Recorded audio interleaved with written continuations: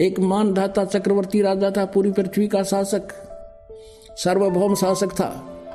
उसके मन में यह आया कि कोई किसी छोटे राजाओं ने तेरे अधीन है, उन्होंने किसी ने तेरी पराधीनता अस्वीकार तो नहीं कर दी।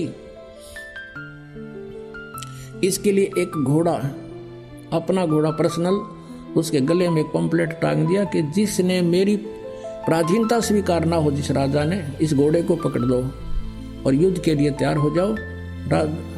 मानधाता के पास 72 करोड़ सेना है, उस पर वो भी लिख दिया, कोई भ्रम ना पड़ जाए। पीछे सैकड़ों की संख्या में सैनिक चल पड़े घोड़ों पर, अन्य घोड़ों पर, उस घोड़े पर कोई नहीं, सब जगह घूमे पूरी पृथ्वी पर। वापस आए, उस चुनक ऋषि की कुटिया के पास से रास्ता था, वहां पर आ रहे थे वापस। ऋषि ने पूछा, भी कौन हो, कहां से आए हो, इस घोड़े पर सवार क्यों नहीं कोई? सैनिकों ने बताया कि ऋषि जी, ये मानधाता चक्रवर्ती राजा का घोड़ा है, इस पर कोई नहीं बैठ सकता। तुम कहाँ गए थे भाई? चुनक ऋषि ने पूछा। ऐसे ऐसे सारी कहानी बताई। अब काल ने उसका रिमोट ऑन कर दिया, उसकी नाश करण खातिर भक्ति का। कहने लगे, भी सारी पृथ्वी पर घूमे, किसी ने राजा का युद्ध नहीं उठा, किसी ने स्वीकार नहीं किया कि नहीं, हमारे राजा के पास 72 करोड़ सेना है, जबाड़ा फोड़ दें। है किसी की बाजुओं में ताकत? किसी के नहीं मिला, हम सब जगह घूमे। अब काल प्रेरणा से उस चुनक ऋषि के मन में उस काल ने रिमोट से कर दिया कि इसको अभिमान हो गया, इसका अभिमान ठीक करना चाहिए। ऋषि ने कहा कि मैंने पकड़ दिया भाई ये घोड़ा और युद्ध उठ गया तुम्हारे राजा का, इस घोड़े को बांध दो इस वृक्ष के, मेरी झोंपड़ी वाले वृक्ष के बांध दो।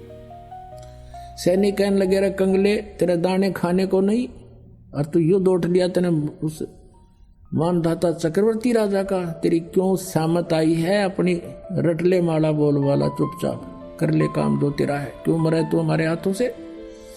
अब चुनक ऋषि ने कहा कि जा कह दो तुम्हारे राजा ने, मेरे भाग्य में ऐसा ही लिखा है, तो ऐसा ही सही तुम्हारे हाथे मर जाऊंगा।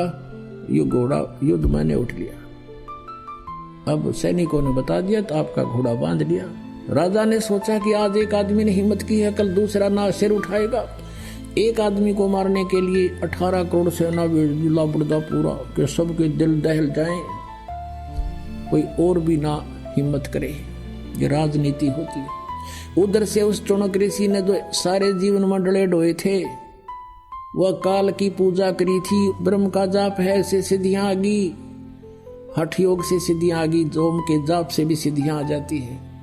उसने अपनी सिद्धियों का एक एटम बम बना दिए, चार पुतली तैयार कर दी। राजा की 18 करोड़ उसने 4 टुकड़ी बना ली। राजा ने भी अपनी सेना की 18 करोड़ सेना पहली बार भेज दी, तो एक पुतली छोड़ दी, उसने सबको कत्लेआम कर डाला, 18 करोड़ सेना मार दी। राजा ने दूसरी टुकड़ी भेज दी, ऋषि ने दूसरी पुतली छोड़ दी, 72 करोड़ सेना का नाश कर दिया। पुण्यात्मा, अब परमेश्वर कबीर साहब बताते हैं, 72 अक्षौणी अक्षय करी, चुनक ऋषि स्वर एक, ये दे धारे जोरा फिर ये सभी काल के बेखे। ओए होए, हे भगवान, कितनी प्यारी वाणी कही। एक ही अमृत वाणी के श्लोक में दोहे में कह दिया कि 72 करोड़ सेना अक्षय करी, अक्षय माने नाश कर दिया 72 अक्षौणी का। और चुनक ऋषि स्वर एक, उसको ऋषि स्वर कहा करते, ऋषियों में श्रेष्ठ, सर्व प्रधान, यानी उस इस काल के पुजारियों के सबसे श्रेष्ठ के ये लक्षण हैं। और दे धारे या मौत फिरे, ये सभी काल के भेख है। ये काल के ब्रह्म तक के पुजारी कहते हैं, ये दे धारे जिंदी मौत अंड है, मानस के आदमी व्यक्ति के रूप में। ये ऋषि को हमारे ये एटम बम बड़े फिरे सारे।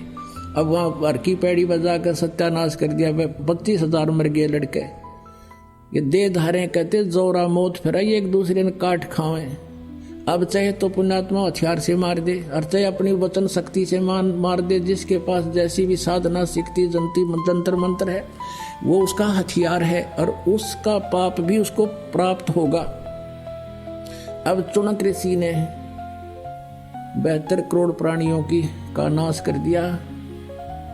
अब देख काल के जाल, ये समझ में कैसे आवे। जब तक इसके पुण्य रहेंगे, पुण्य और पाप अलग अलग डिपॉजिट होते हैं प्राणी के। जैसे गीता जी अध्याय नंबर 7 के श्लोक नंबर 29 में कहा है कि जब तक मेरे इस ज्ञान का जो आश्रय कर लेगा, जैसे चौथे अध्याय के 34वें श्लोक में कहा है कि तत्वदर्शी संतों के पास जाकर उस परम पिता परमात्मा की तत्व ज्ञान को समझ, वो बताओगे सारी ज्ञान।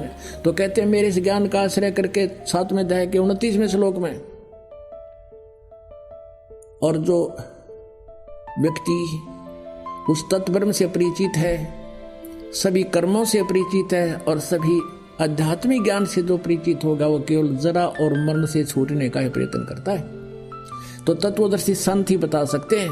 तो यहाँ वो कर्म बताए जाते हैं। यहाँ क्या है कि काल के लोक में दोनों ही पुण्य और पाप दोनों मिलेंगे आपको, अलग अलग आपके जमा हो जाते हैं। अब देखो कैसा खेल है। हजारों वर्षों तक उसने ओम नाम का जाप किया, तपस्या की, उस तप से तो उसका तप से बन गया, तप उसको राज्य मिलेगा, इंद्र बन जाएगा, पूरी पृथ्वी का कभी राजा बन जाएगा। ओम नाम के जाप से ब्रह्मलोक में जाएगा, वह हजारों युगों तक ब्रह्मलोक में यू ठाठ करेगा, अपनी पूंजी से वहां मौज करेगा, इस पुण्यों से, ओम नाम के जाप की कमाई से। और फिर उसको वहां बर्बाद करके ये फिर यहीं गधा बने, फिर नरक में जाएगा, नरक में भोगेगा अपने पाप कर्मों को, फिर शेष गणे बच जाएंगे, फिर पृथ्वी लोक पर आओगा। यहाँ आकर कुत्ता बनेगा यू, जब 100 पल इसकी सारी निचड़ जाएगा, सारी इसकी खत्म हो जाएगी ऊपर कमाई, और फिर इसको पृथ्वी में पटकेगा, कुत्ता बनेगा ये। और कुत्ते सिर में इसके कीड़े पड़ेंगे। ये 72 करोड़ सेना जो मारी है, ये इसका अपना बदला लेंगे, इसके कोई इसको पट्टी करने वाला नहीं मिलेगा। ऐसा जुल्म है कर रखा है इस काल ने, हमें ऐसा अंधा बना रखा है। अब परमात्मा कहते हैं 72 अक्षोणी अक्षय करी चुनक ऋषि ईश्वर एक, ये दे धारे मौत फिरे, ये सभी काल के भेख, ये ब्रह्म के काल तक के पुजारी, ये भी ऐसे सत्यानाशी हैं। तो यहाँ गीता ज्ञानदाता भी कहता है कि ये सभी ज्ञानी आत्मा है तो उद्धार, लेकिन ये मेरे वाली अनुतम गति में ओम से मिलने वाली जो परम गति, वो भी अनुतम है, क्योंकि जन्म मृत्यु नहीं गई, कर्म दंड भोगना ही पड़ेगा, शांति नाम की चीज नहीं। पुणात्माओं, सतगुरु मिले तो इच्छा मिटे, पद मिल पदे समाना, चल हंसा उस लोक पठाऊं जो आज अमर अस्थाना। 4 मुक्ति जहाँ चंपी करती माया होरी दासी, दास गरीब अभय पद पर से वो मिले राम अविनाश।